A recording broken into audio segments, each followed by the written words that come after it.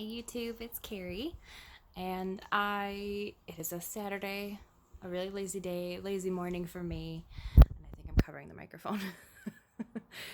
I decided this morning that I was going to be really real with myself, go through my bookshelves, because if you'll see behind me, this is one of the shelves that I have.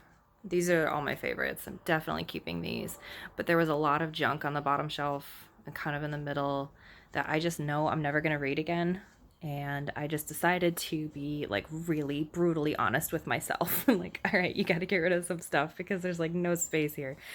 So, this is the pile that I'm going to be talking about today.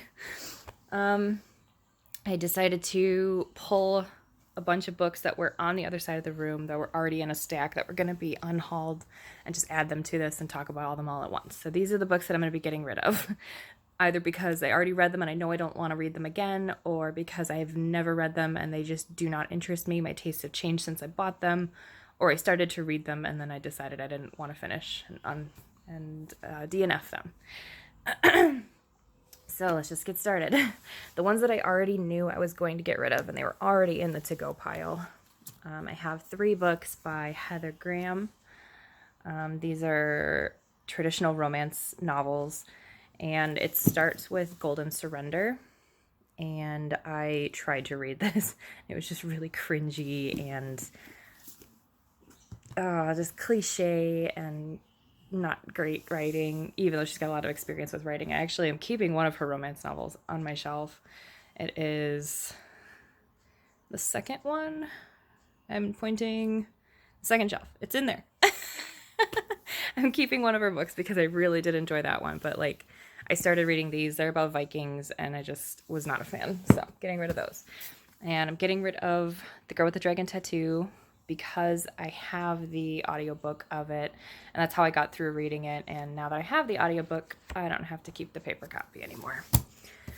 Getting rid of The Girl on the Train by Paula Hawkins. I was originally going to keep this. I had it on my shelf like, oh yeah, I really did enjoy that. But looking back on it, just being totally honest, I'm not going to read it again. Thrillers, you can't really read a second time. At least I don't think so. The magic is kind of ruined.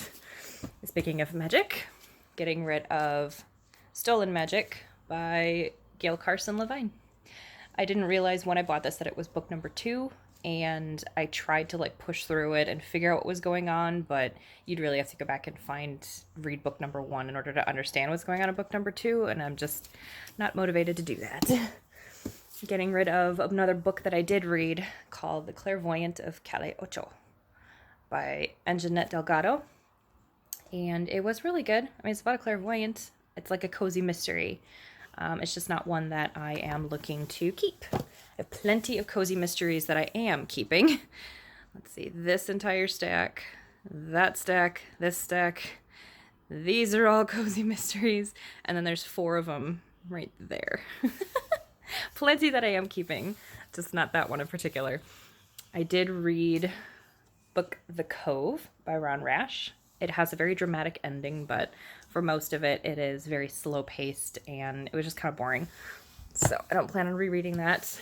I also read A Book of Spirits and Thieves by Morgan Rhodes.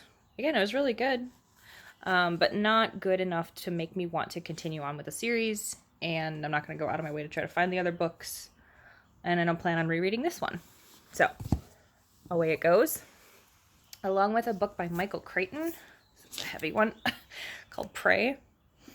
And I'm getting rid of this just because it came up in an Audible sale and I decided to buy the audiobook when it was really cheap, and I don't need to keep the physical copy if I have the audiobook. In some cases I do. I like to keep the physical copy, but in this case, no, not going to keep it.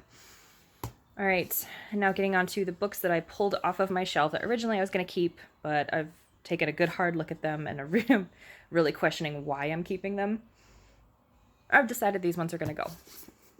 I have not read this. It's called Unraveled by Robin Harding, about a woman who joins a knitting club.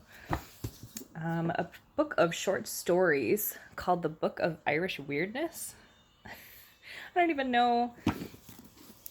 There was a bookmark stuck in here and I pulled it out because I'm like, you know what, I'm not going to continue on with this. I read a few pages and I'm just it's not really gripping me.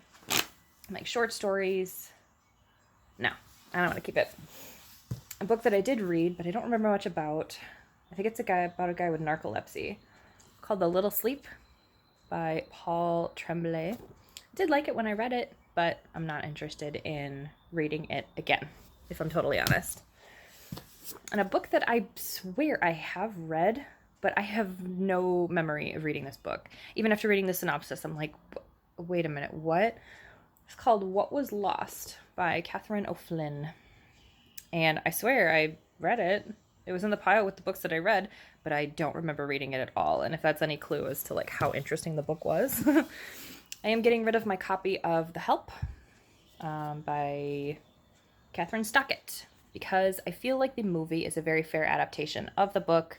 I'm very familiar with the story, at least as familiar as I would care to be, and I have no interest in rereading this because I have read this before. I'm getting rid of 2 old books that I inherited from my grandmother. She's still alive, but she is at the point of her life where she's trying to give away as many of her possessions as she can to her family because she feels like we can use them more than her. She told me to go pick out 2 books the one day, and I'm just like, oh, cool. I went through all of her really old books, like the, old spine books where the cover is like glued on to the front. It's all the hard canvas poster board, no, particle board. I don't even know what this is. It's hard books, and the cover is actually like glued on. Like if you wanted, you could like dig your nail in and scrape it off. Getting rid of Katrine by Eleanor McCartney Lane, and I'm getting rid of The Bishop's Emeralds by Houghton Townley. Yeah. They sounded interesting when I was looking at them, but I have no like sentimental attachment to these, aside from the fact that my grandmother once owned them, but I don't ever plan on reading them. I'm getting rid of a book called Reapers by Frederick Ramsey. It is a South African mystery, murder mystery, political. I thought it was interesting when I bought it, but I don't plan on reading it. I've decided my tastes have changed. I'm getting rid of a nonfiction book I've had for a long time called The Rough Guide to Kids Movies. And it's basically just like breaking down different kids movies and like giving them star ratings and reviews. And I don't know when this was even published, but it says right on the front, hundreds of movies and DVDs reviewed from The Wizard of Oz to Harry Potter. So I'm sure somebody can get more use out of this than me, so I'm going to give it away.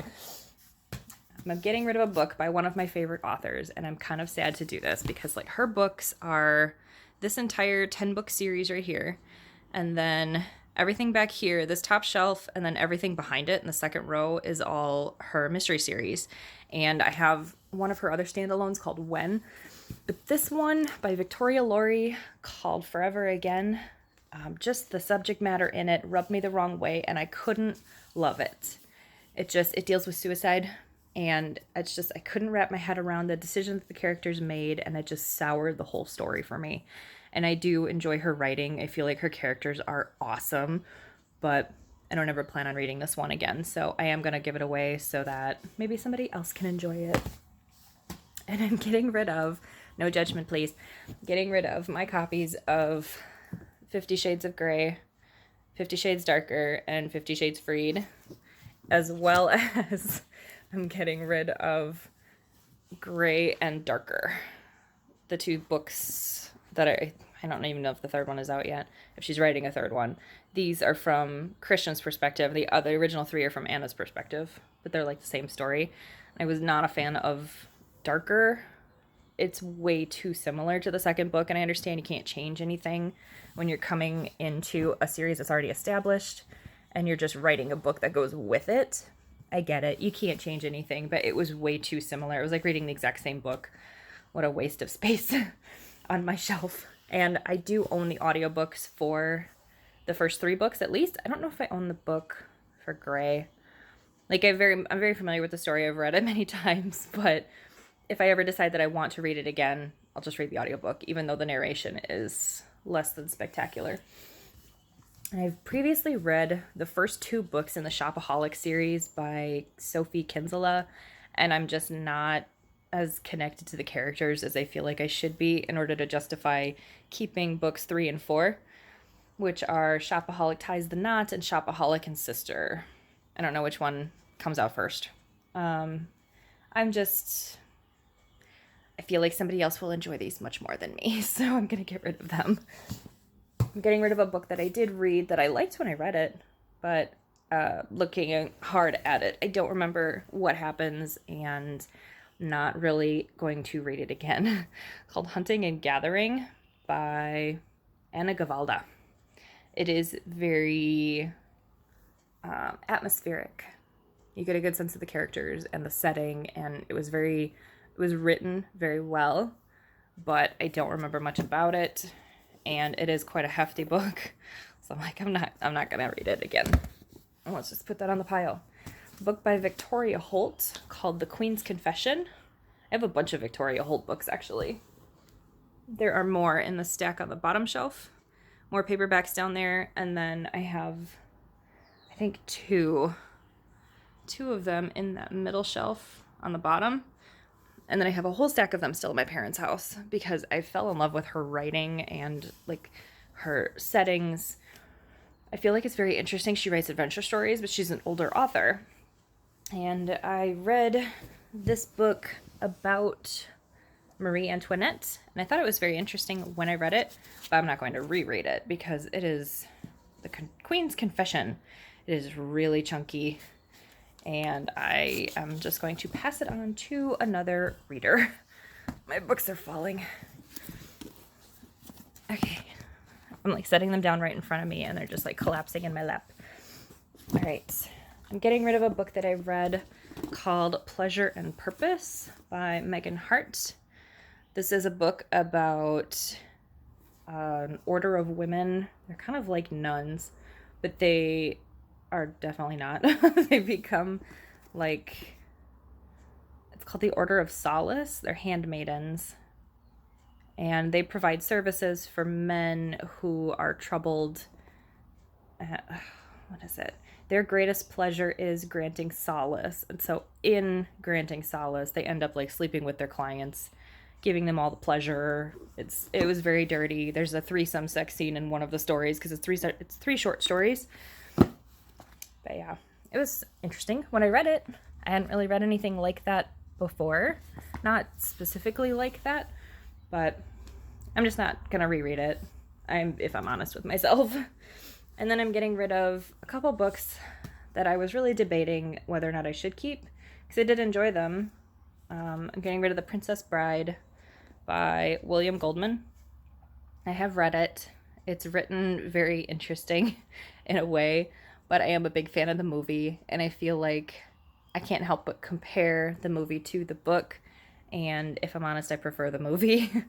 The book is very wordy, very drawn out in certain places, and it doesn't really have to be. I'm getting rid of my copies of Divergent and Insurgent because I do own the audiobooks, and if I ever want to go back and revisit the story, which I do find very interesting, I will listen to the audiobooks, or I do have the movies for at least the first two. I don't know if I have the third one or not, but I loved the first movie. I love the movie Divergent. It's so good. So I just really don't need to keep the paper copies of these books. So moving on.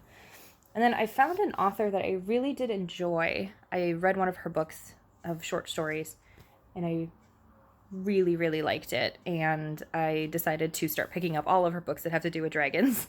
So the author is Anne McCaffrey.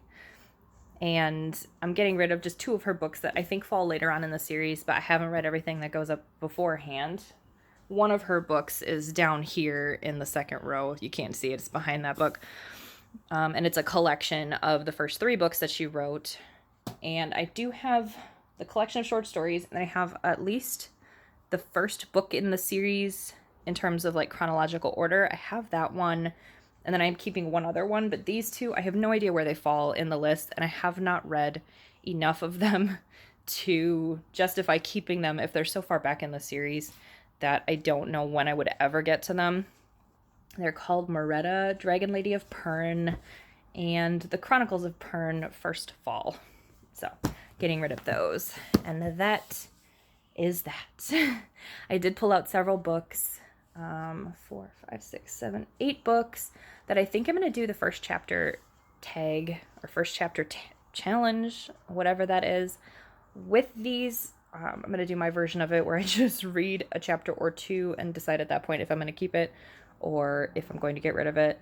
I'm thinking that I'm probably going to get rid of all of them because at this point, I know what books I like, clearly, and I know how many books, especially audiobooks, I still have to read. And so just being totally honest with myself, like, do these books really take a priority? Am I really going to take the time to read these? Because to be honest, I've read a lot of these books, but a lot of things on the bottom shelf I have not yet read. And there's a ton of things on these shelves over here that I have not yet read. So if I'm honest with myself, which I should be, I have been this whole video, I really need to purge more of what I currently own and just be honest about what I am going to actually read. Pardon me. And because I work at an office where I can listen to audiobooks while I'm working, I tend to read probably about 98% of my reading is audiobooks now. So if I can't read it at work, the only time that I can really read it is at home. And because my job is more computer-based, more thinking about my job all day long, putting together the pieces of the puzzle, like my brain is constantly working while I'm at work.